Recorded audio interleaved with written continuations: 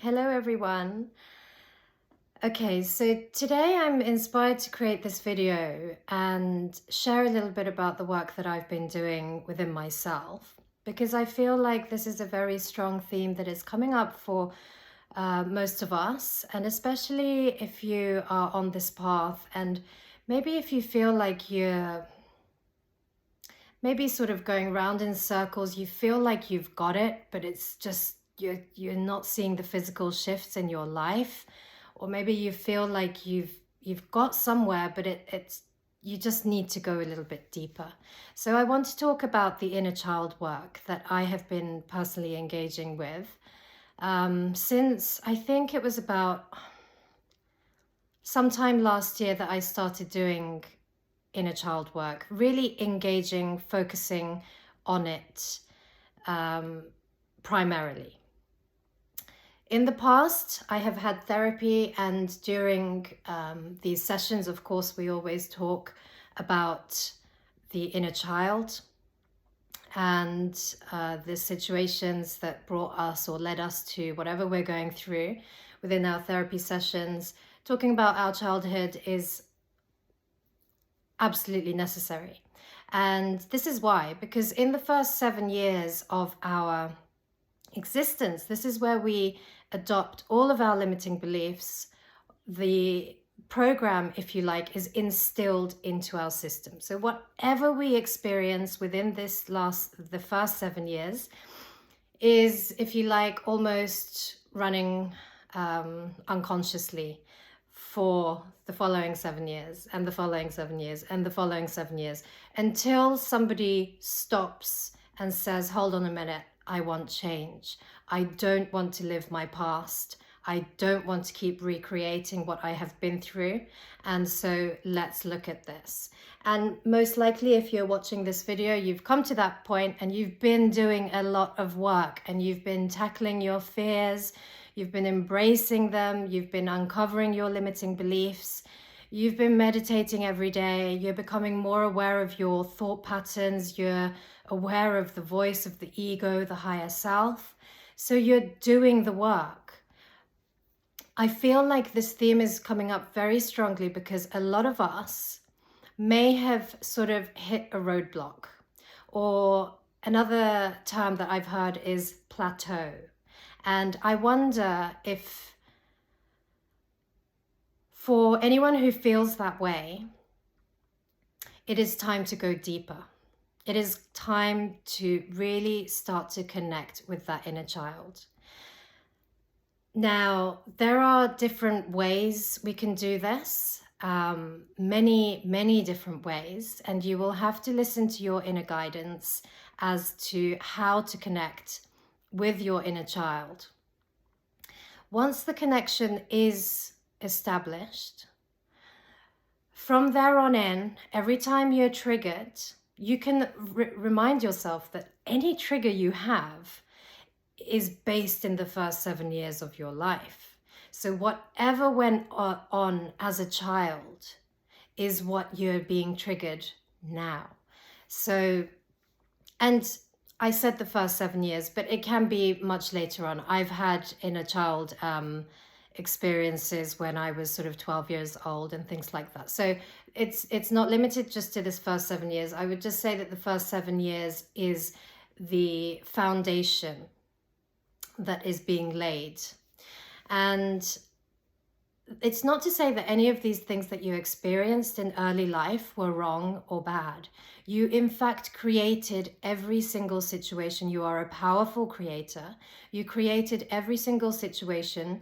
The universe assisted you in orchestrating every single thing to happen exactly the way it did, so that you can come to the awareness you are now and overcome all that you experience. And in that overcoming, in that healing, in that process is where the magic happens.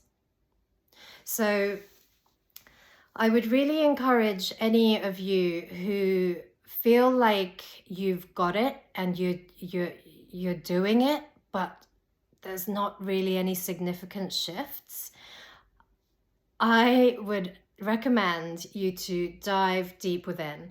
And personally for me, I have had a guide, Nikki Foire, who I did the Ascension Teachings and Integration course with Isabel Zimmerman last summer.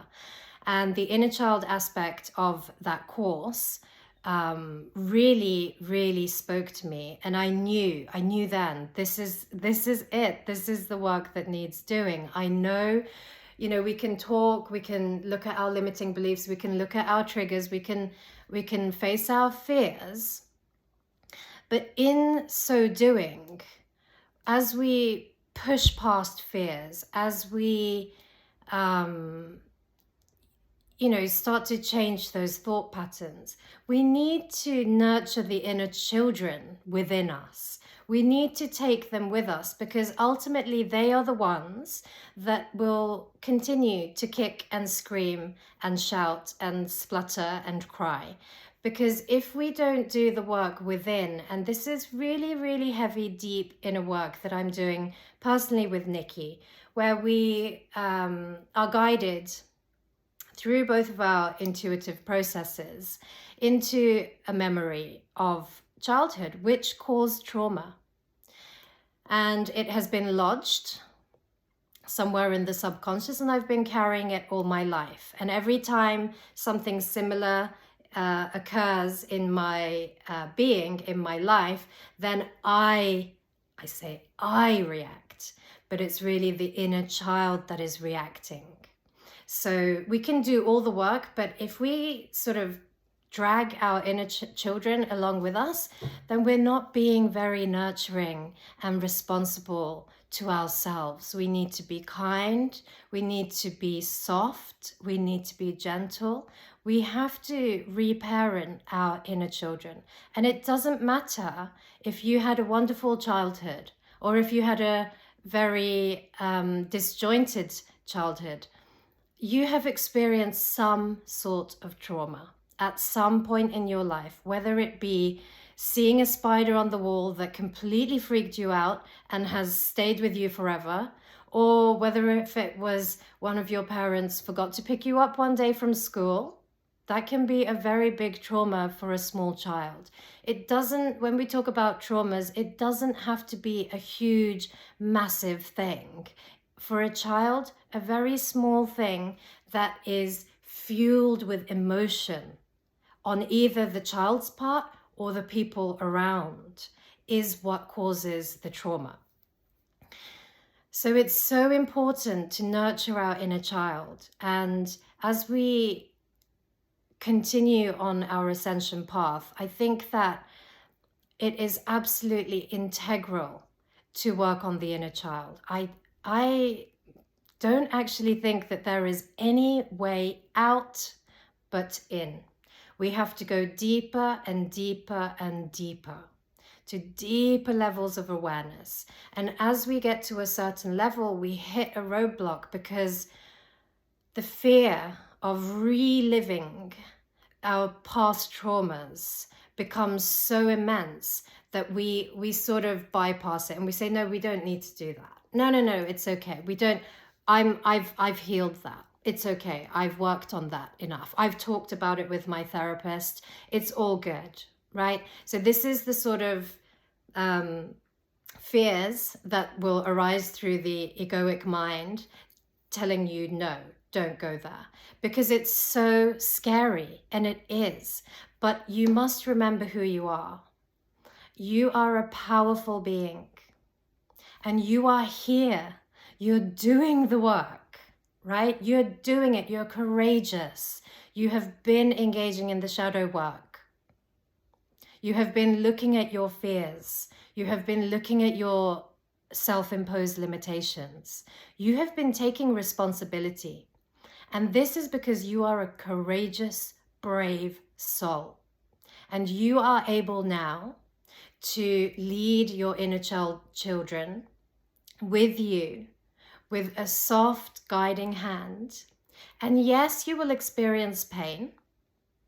You will have to somewhat relive those emotions and those, maybe even those memories.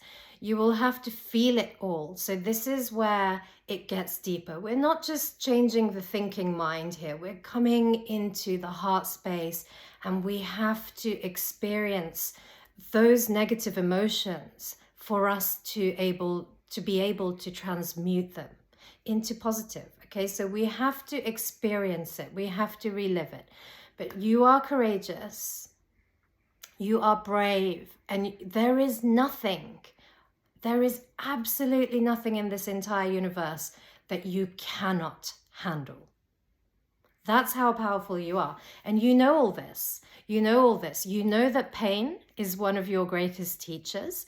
You know there's nothing to be afraid of when it comes to negative emotions, because we know that they are just indicating something to us, right? We know all these things.